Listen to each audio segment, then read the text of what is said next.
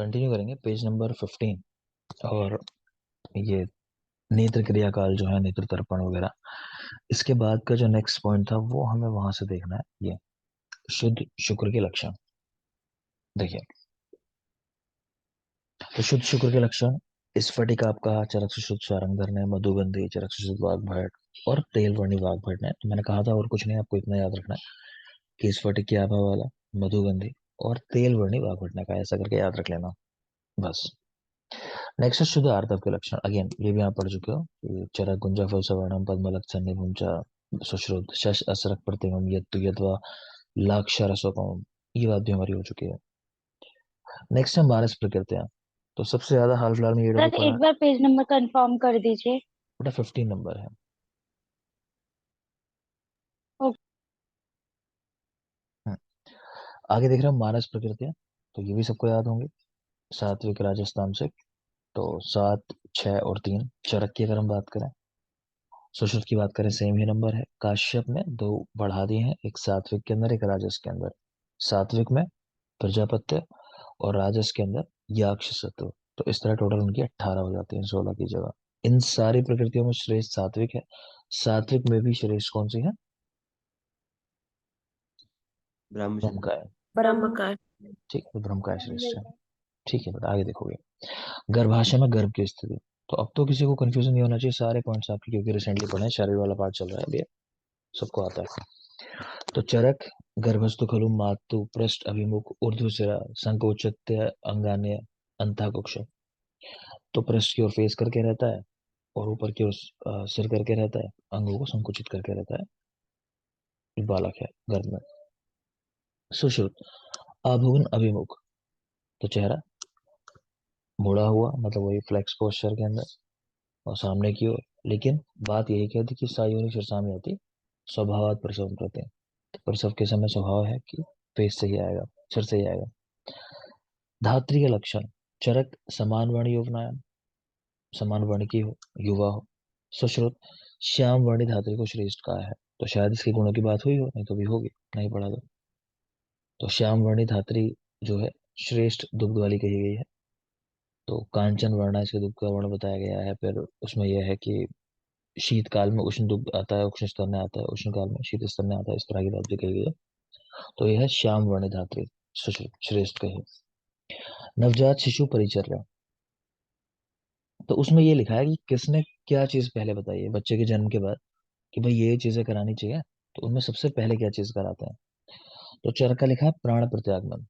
वैसे ट्रिक है, लेकिन मैं अभी बात नहीं करूंगा, फिलहाल बेसिक ही आप याद रखो, क्योंकि ट्रिक पूरे से याद करना है हमें। तो चरक की पहली चीज है प्राण प्रत्यागमन। सुश्रुत फर्स्ट है उल्वा परिमार्जन। यहाँ करेक्शन होगा, मुख शोधन लिखा था पहले है। जिन लोगों ने पढ़ा है उनको ध्यान आ रहा होगा, उल्लू मुख पचकाकर ना जाता भी स्नान करने। तो उल्वा परिमार्जन है पहली चीज सुश्रुत की। वाग्भट उल्वा परिमार्जन, यूपी ने एसपी से गर्व जीता। ठीक है, तो यूज है। जिनको याद आ रहा है उनको ट्रिक याद करा रहा हूँ मैं। चरक का था पीएसएम पर गर्भ की नजर। ठीक है, पीएसएम पर गर्भ की नजर, तो पी से प्राण प्रत्यागमन। सुश्रुत का उल्लू मुख पुचकाकर ना जाता भी स्नान करना, तो उल्वा परिमार्जन। और वाग्भट यूपी ने एसपी से गर्भ जीता, तो यू से उल्वा परिमार्जन। तो खैर बाकी लोग याद रखेंगे फिलहाल। आहार देख लो।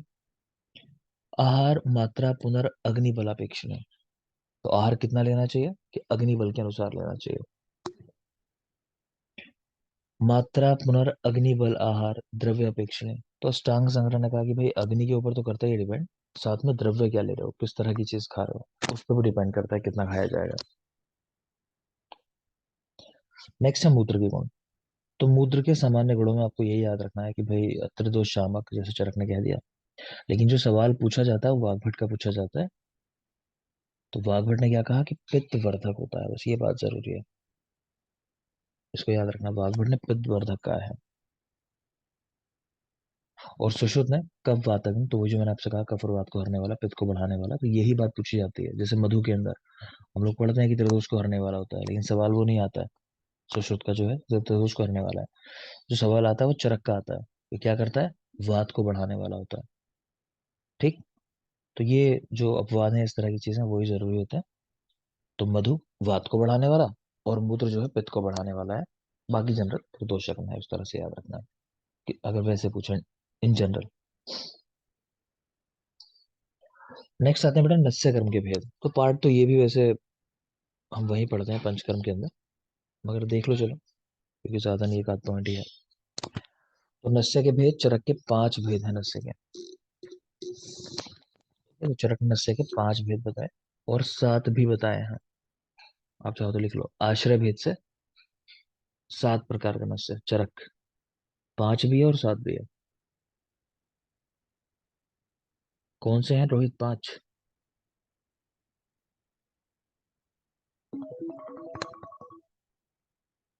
जल्दी, नहीं तो मुस्कान।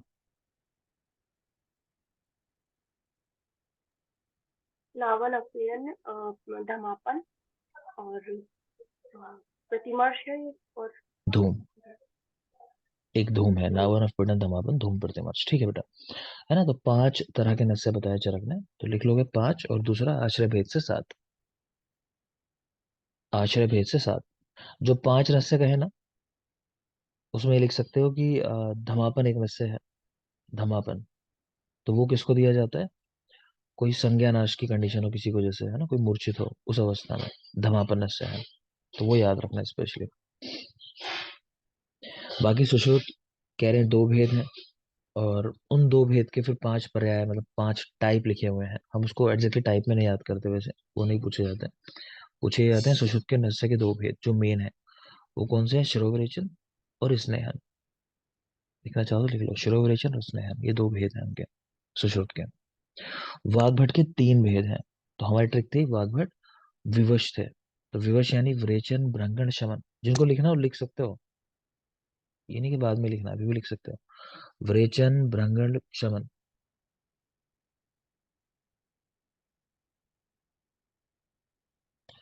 नेक्स्ट, रोगाधिकार, वर्धमान पिपली।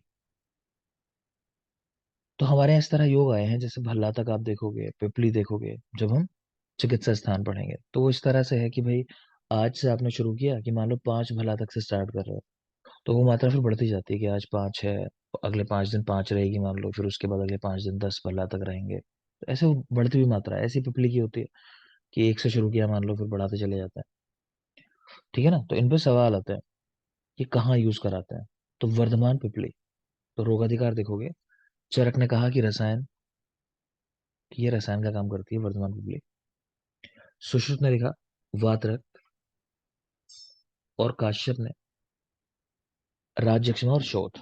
तो चरक रसायन, सुश्रुत वातरक, और काश्यप राज्यक्षमा और शोथ।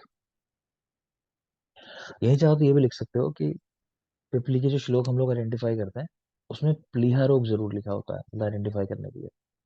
कहीं इसका श्लोक आएगा कि ये चिकित्सा लिखी है, कि ये चीज जो है ठीक कर देती है इन लोगों को, क्या है, तो प्लीहा जरूर वहां शब्द आएगा। तो पास है पिपली, पास है प्लीहा। दूसरा एक ये सवाल आता है कि पिपली का काम क्या होता है।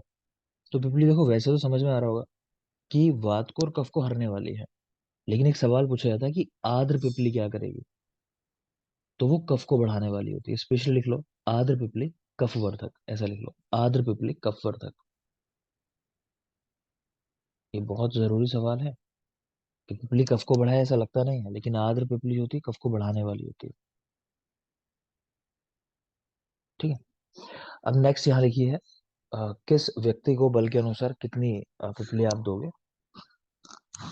तो बल किसी का उत्तम है, मध्यम है, या हीन है।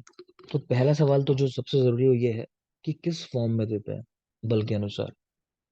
तो उत्तम बल है तो लिखा है पीस कर दें, तो चाहो तो उसे ब्रैकेट में लिख सकते हो कल्क की फॉर्म में। किसी का बल उत्तम है तो वो कल्क के रूप में लेगा पिपली को।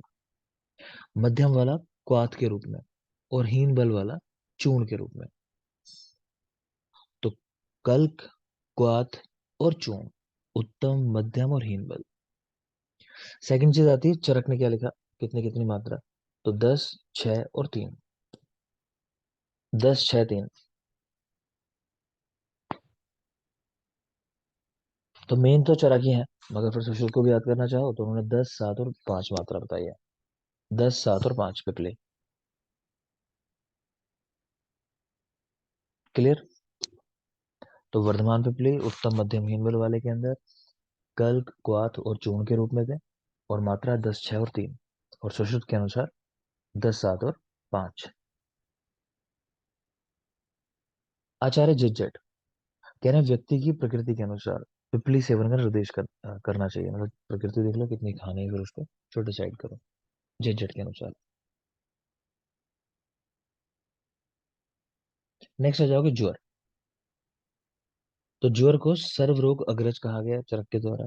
सभी रोगों में सबसे आगे रहने वाला रोग मतलब सर्व रोग अग्रज चरक। रोग राज सुश्रुत। रोगपति वाग्भट।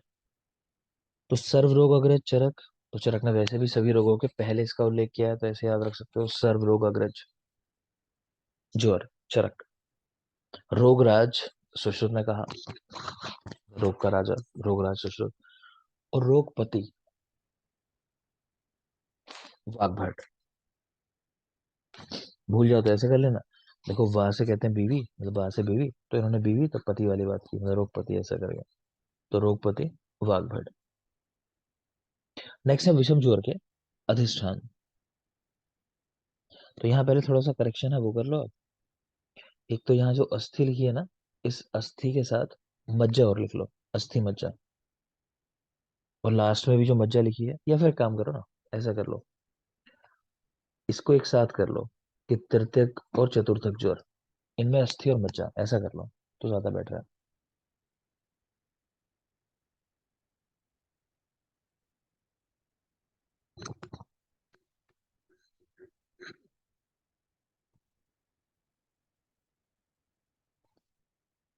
ठीक, अब देखोगे तो ये ज्वर के कुछ प्रकार हैं विषम ज्वर के, मतलब 5 प्रकार का विषम ज्वर माना जाता है। नाम लिखे हैं संतत, सतत, अन्यधुष्क, तृतीयक और चतुर्थक। तो 5 प्रकार का विषम ज्वर होता है। इनके अधिष्ठान कहाँ है, कि दोष कहाँ पे होते हैं मेनली इन स्टेजेस के अंदर। तो संतत ज्वर में दोष रहते हैं रस तक, रस धातु। सतत में रक्त तक पहुंच जाता है। अन्यधुष्क तो मेद, यहाँ मांस लिख के ब्रैकेट में काटा हुआ है, इसका मतलब ये है कि रस रक्त के बाद मांस नहीं है, मेद है। तो ये ध्यान रखोगे, बीच में एक चीज जब गायब होती है तो ध्यान रखना होता है कि अच्छा मांस नहीं है, फिर मेद है निर्दोष के अंदर। और तृतीयक चतुर्थक के अंदर दोष अस्थि मज्जा धातुगत होता है। अस्थि मज्जा एक साथ याद करना है, तो रस रक्त मेद और अस्थि मज्जा ऐसे। सुश्रुत की अगर बात करें, वो सिंगल सिंगल धातुओं की बात करते हैं, तो रस रक्त मांस मेद, उनका कोई गैप नहीं है मांस वगैरह का। तो रस रक्त मांस मेद, और लास्ट में चतुर्थक ज्वर के अंदर वहां कह दिया अस्थि मज्जा। ठीक है, चतुर्थक में अस्थि मज्जा सेम चरक की तरह।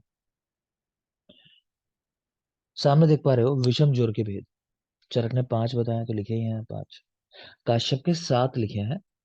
ठीक है, तो काश्यप ने 7 भी बताए वैसे, और 4 भी बताए हैं। तो आप तो मेन वाले याद रखो, इनके पूछे जाते हैं 7 नहीं पूछता कोई, 4 पूछता है। काश्यप ने 4, और पूछता है उन 4 में कौन सा नहीं माना। तो ये फर्स्ट वाला जो है संतत, इसको नहीं मानते। ठीक है, तो लिख सकते हो 5 माइनस संतत ऐसा करके, ये संतत को नहीं माना है, ऐसा लिख लो। क्लियर? आगे देखते हैं।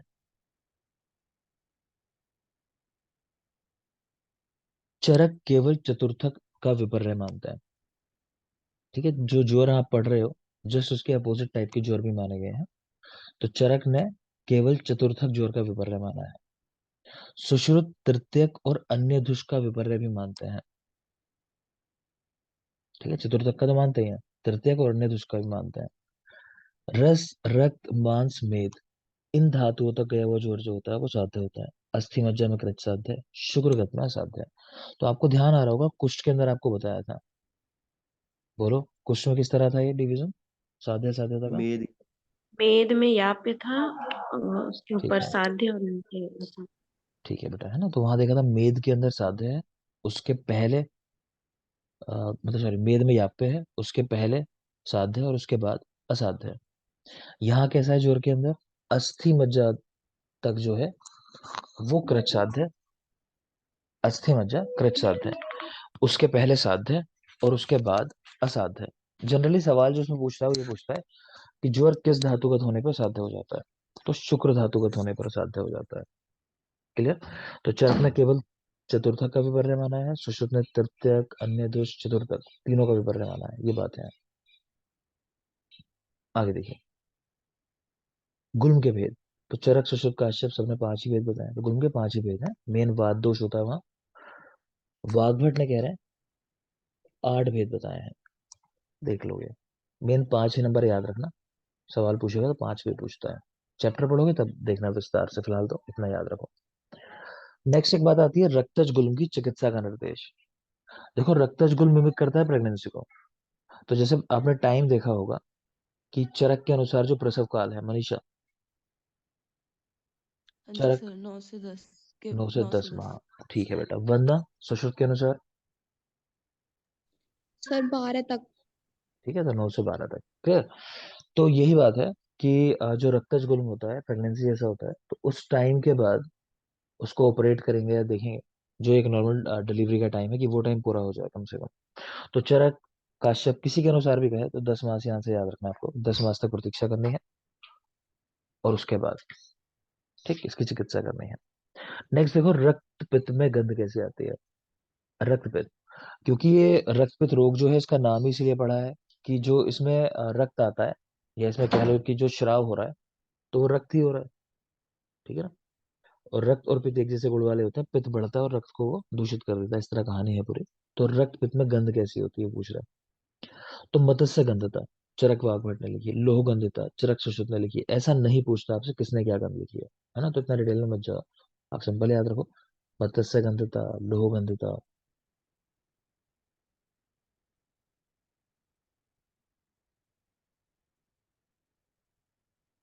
नेक्स्ट देखेंगे प्रमेय के भेद। ये भी शायद पढ़ चुके हो अब तक आप लोग, डिवीजन वगैरह सब बात हो गई है हमारे। चलो एक सवाल पहले मुझे बता दोगे, अंशुल, यस सर। वातिक प्रमेय में क्या डिफरेंस है अ, चरक और सुश्रुत में? पढ़ा है आप लोग को, नहीं पढ़ा है ये वाला डिफरेंस जो है निदान स्थान के अंदर?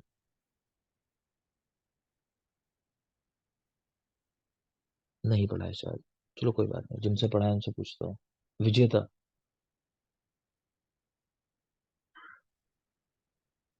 जी सर। हम्म, क्या सर सुश्रुत ने सर्पी में और श्रोत्र में माना है।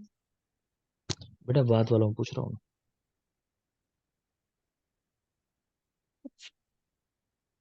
हाँ ठीक है, सॉरी सॉरी मैं गलत बोल गया। हाँ ठीक है, सर्पी में एक ही जगह एक बार मत जाना है। ठीक है, सही कह रहे हो, मैं गलती से कफ वाले सोचने लगा था। ठीक कह रहे हो आप। विजेता, जी सर। बेटा पढ़ाई कैसे चल रही है? सर अब कंटिन्यू करूंगी लगातार। देख लो बेटा, क्योंकि अच्छा कर रहे हो, और विजेता बहुत ज्यादा गड़बड़ हो रही है बीच में, है ना। अगर सर हो गया 20 डेज ऐसी। देखो सर अब आप में, सब काम हो गया है, शादी थी घर में तो अब फिनिश हो गया है सर। ठीक है बेटा, है ना, लेकिन देखो आप जानते हो कि मेन हमें तो अपने को देखना है कि हम क्या कर रहे होंगे कुछ दिनों के बाद, है ना सब। फंक्शन भी पूरा दोबारा मना सकते हो उस व्यक्ति को स्पेशली बैठा के ना। खैर मतलब ठीक है, कोई बहुत अगर इस तरह की चीज है, फंक्शन है, घर का नहीं छोड़ सकते तो अलग बात है। वरना 1 महीने के स्टाइपेंड सोच लोगे ना कि हाँ चलो ये स्टाइपेंड से मस्ती करनी है, 1 महीना 2 महीने के स्टाइपेंड से तो सब कुछ हो जाता है ना। सारे जो भी कर रहे हो चीजें, कुछ लोग घूम रहे हैं इस समय मैं देख रहा हूँ, है ना, कि इधर उधर जा रहे हैं। मैं देखता रहता हूँ, कभी कभी स्टेटस वगैरह देख लेता हूँ किसी का, या कोई फेसबुक पे दिख जाता है घूमता हुआ गाता हुआ, तो वो काम कर रहे हैं इस समय। तो ये टाइम नहीं है करने का वो चीज़ें, ठीक। तो सब लोग समझ लो, है ना, अभी पढ़ाई पे फोकस करना है फिलहाल जो टाइम चल रहा है। कई लोग नहीं पढ़ रहे हैं, हम देख रहे हैं कि बहुत लोग नहीं आ रहे पढ़ने, तो वो सही है, कोई बात नहीं। मुझे कई का पता है वो पढ़ाई कर रहे हैं। ठीक है, अगर आप पढ़ाई कर रहे हो तो उसमें कोई इश्यू नहीं है, आगे पढ़ने की जरूरत नहीं है, आप पढ़ चुके हो मैं जानता हूँ। लेकिन अगर नहीं घर पे भी पढ़ाई हो रही है तो बेटा जरूर फिर क्लास के अंदर आओ, कम से कम यहाँ कनेक्टेड तो रहते हो, फिर कुछ पढ़ने का मन भी करेगा। ठीक है।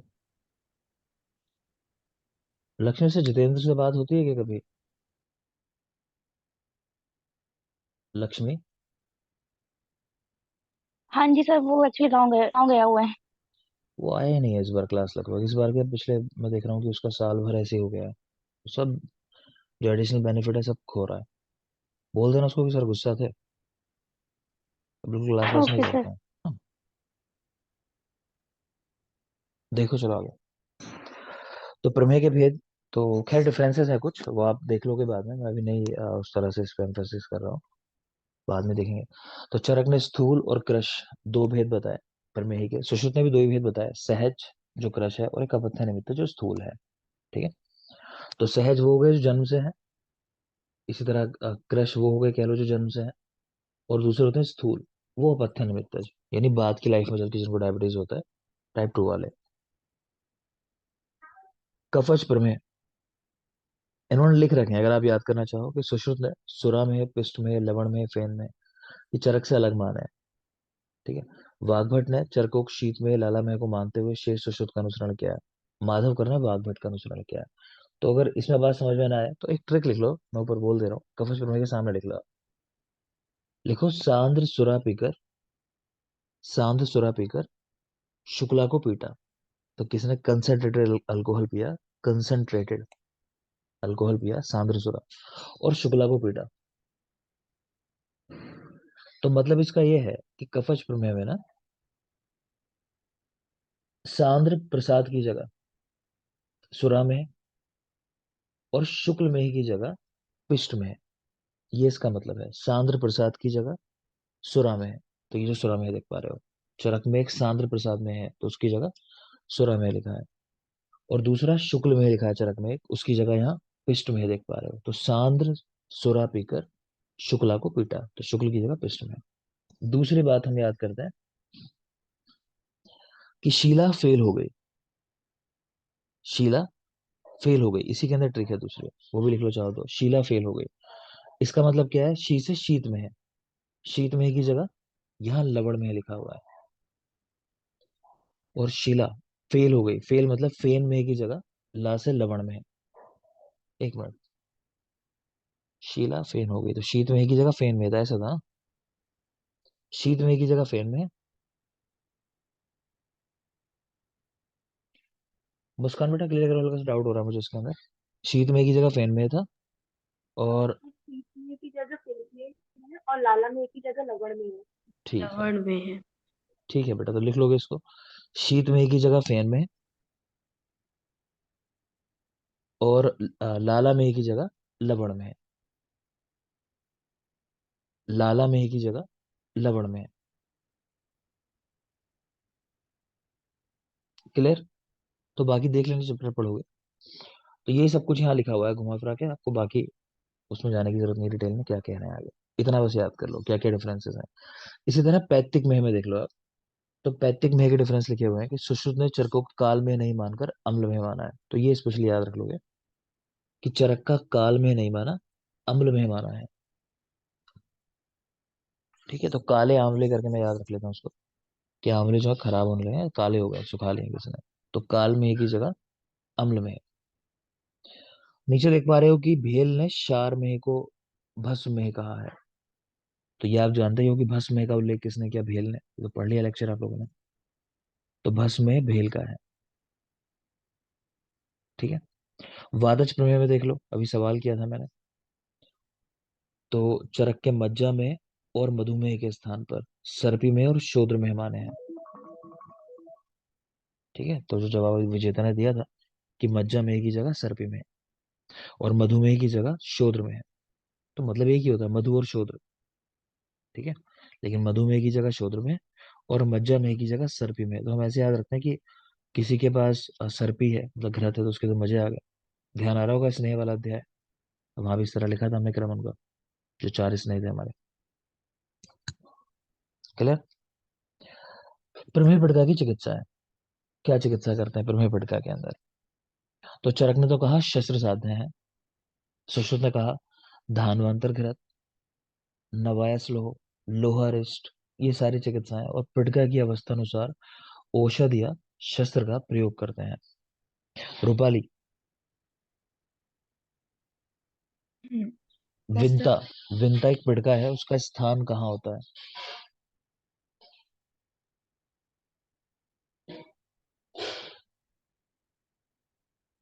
यही सवाल करता हूँ बार बार, पिड़का पे एक ही सवाल करता हूँ जब भी बात होती है पिड़का की, यही सवाल ध्यान आता है मुझे। मंजिता,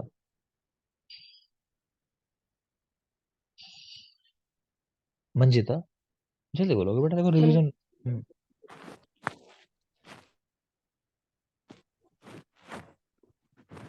बचने से काम चलेगा नहीं।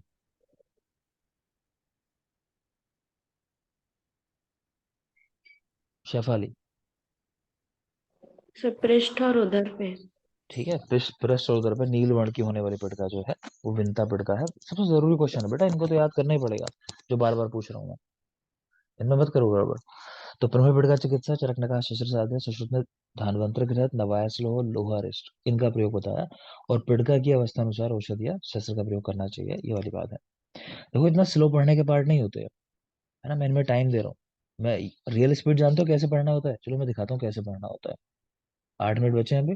रियल में जब ये पढ़ा जाता है इसको, गाइड को, तो गाइड पढ़ने का तरीका क्या है, देखो ये होता है तरीका, आप देखते हैं। कुष्ठ प्रकार देख लो, चरक 7-18 संख्या, सुश्रुत बोलो 7-11-18, ठीक है, सही कर लेना, करेक्शन है यहाँ पे, ठीक है।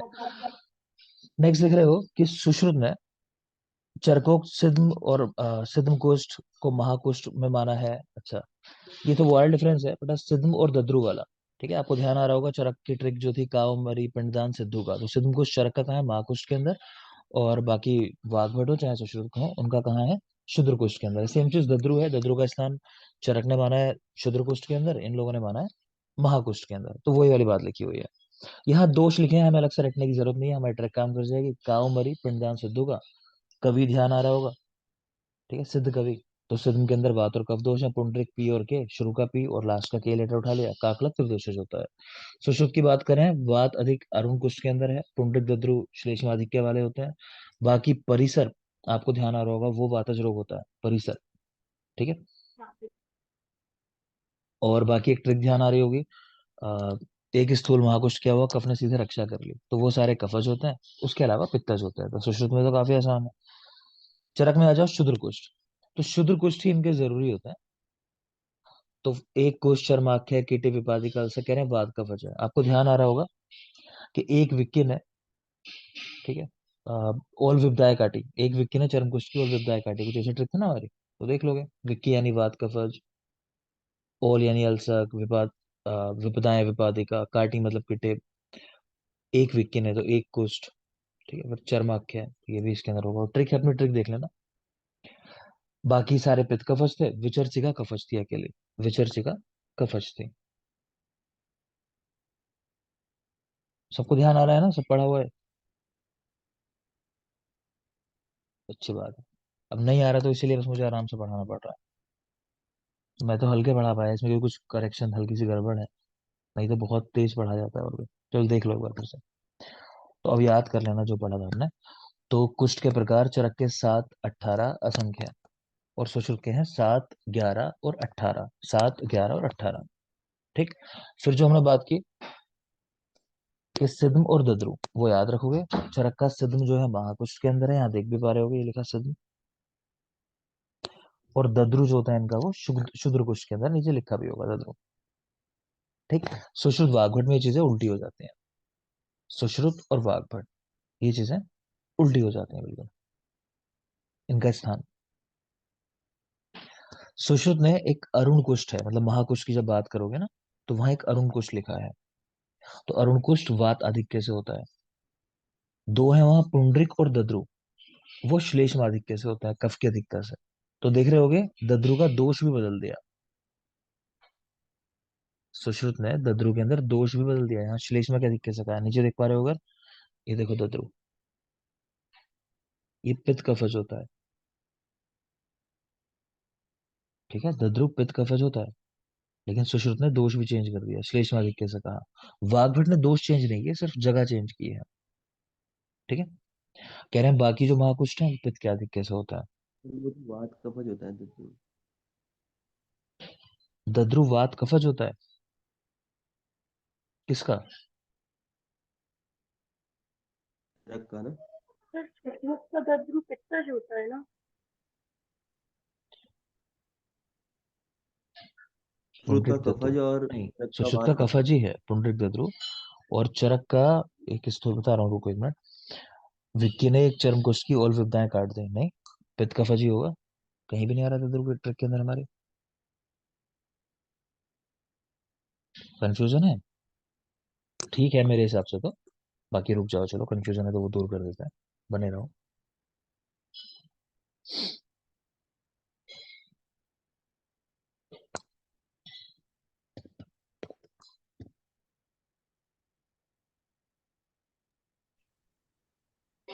सर सही है, दद्रु कफज ही है हाँ वो है ही। और ये पीके ही है। कोई नहीं, इन लोग को मैं एक बार दिखा देता हूँ, इन लोगों ने इसको देखा नहीं होगा इस पोर्शन को।